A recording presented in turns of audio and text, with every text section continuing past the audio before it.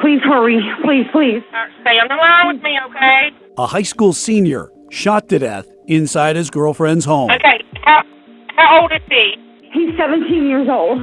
Weeks passed and a coroner got tired of waiting. So what we had so far, I've told you, was a gunshot wound to a young man's head. The only way we were going to find out how it got there was for her to tell us.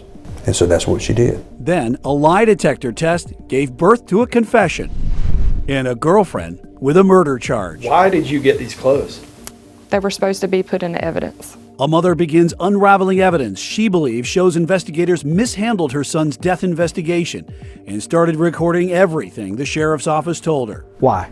Because the sheriff is a liar. He's lied the whole time. A mother begins unraveling evidence she believes shows investigators mishandled her son's death investigation and started recording everything the sheriff's office told her. You should have never got that phone back. That phone should have went straight to evidence. I shouldn't have got his clothes and his cell phone. Shouldn't. He should have went straight to sled the way he used to do it. Things the sheriff's office didn't want told. They don't pick apart the case, there's no doubt. And like I say, the news thing, that's why we decided not to talk to Jody anymore. And we wish we would have talked to him from the beginning.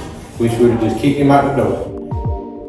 5 months after our investigation aired, the lead investigators resigned and the sheriff's office still refuses to discuss how it handled this case. And now Caleb James's mother, in recorded calls, captured the sheriff admitting things did not happen as they should have in this case. Here's Chief Investigative Reporter Jody Barr with an update to our The Confession special report. Jessica and Brandon Peavy watched as their son's girlfriend, Cassie Escobar, faced a judge in February. Just hours before, the Darlington County grand jury indicted Escobar on a murder charge, accusing her of murdering Caleb James, the Peavy's 18-year-old son.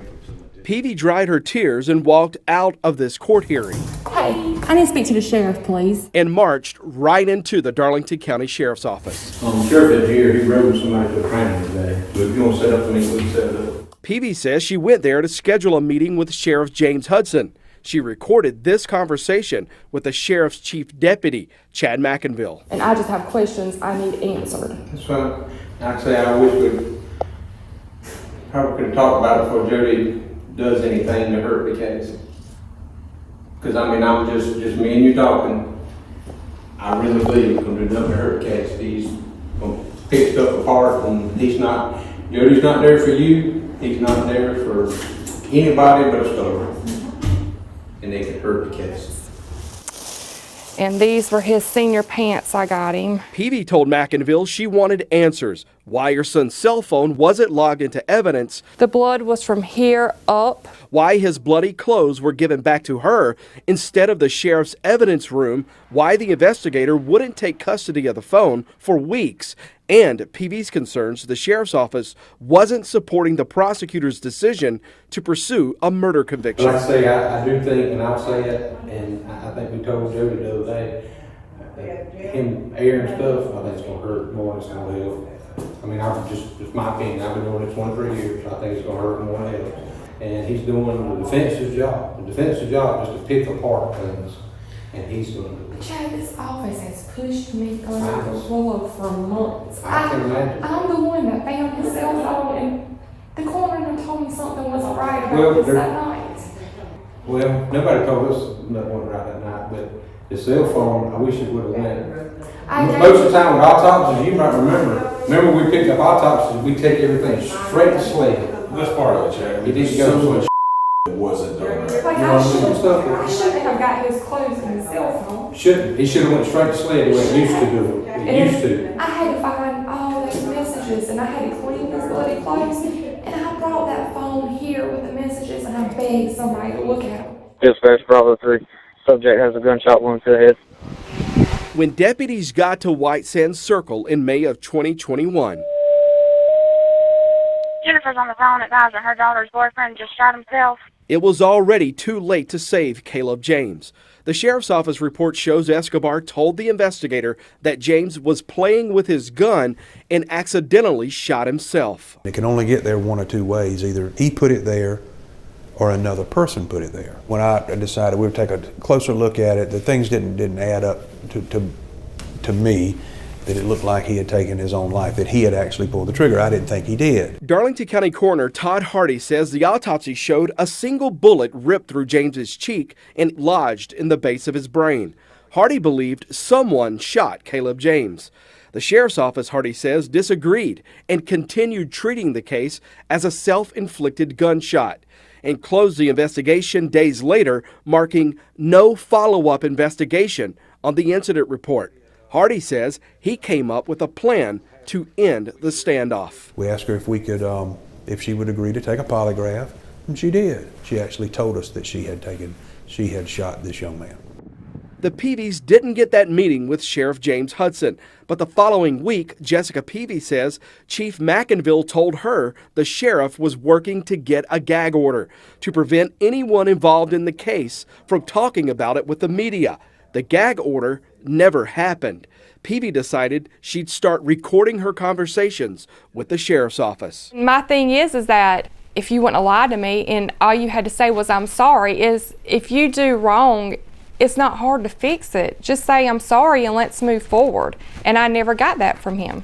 And not only the clothes, but his cell phone, which might have held evidence, was also still in his pocket. Yeah. It was evidence the sheriff later admitted that she should have never gotten her hands on. But I tried giving Heather the cell phone for weeks, and she wouldn't take it. She said that she had to get a warrant. That's something else I've been hearing about too, that I'm trying to figure out. Why didn't she take the cell phone, and how did Miss Peavy get the cell phone back after it came back from the autopsy? Yeah, because I should have never got it back. But I think my biggest thing... Never got that back. That phone should have went straight to evidence. And some of the things that I'm hearing about, I'd have never done that. No phone, number one, coroner or no coroner, that phone should have went into evidence. It should have. For the sheriff of this department to tell you that he's just finding out things about this case that he never knew before, was that concerning? It's bull. On March 31st, 4 weeks after our confession report aired, lead investigator Heather Mays resigned. The sheriff never responded when we asked why. Neither did Heather Mays. Okay, we've got to have a check made up to Darlington County Treasurer or cash. The county charged us $81 for the investigator's personnel file. Inside was the resignation letter, which did not explain why investigator Heather Mays decided to resign. 1 week later, Heather Mays wrote this Facebook post after we messaged her asking the reason for her resignation. Mays wrote that our report wrongly portrayed her as incompetent, untrained, and all-around unqualified to work as an investigator. And Mays wrote she took to Facebook, where my words will remain my own and not change to fit your agenda. Peavy says she noticed 4 people reacted to the investigator's post. All 4, she says, had personal connections to Cassie Escobar. Roommates, people who live with her, work with her family. So you call the sheriff, and the sheriff tells you as of that date, the date that the Facebook post was made, that investigator was no longer with the sheriff's office. Yes, that's what he told me. He said, well, Miss Peavy, she's no longer employed with the sheriff's office, so there's nothing I can do about it. He said, no, he said, as of today, she's no longer employed with me. But Mays' resignation letter shows her last day was April 14th, 6 days after Peavy called the sheriff.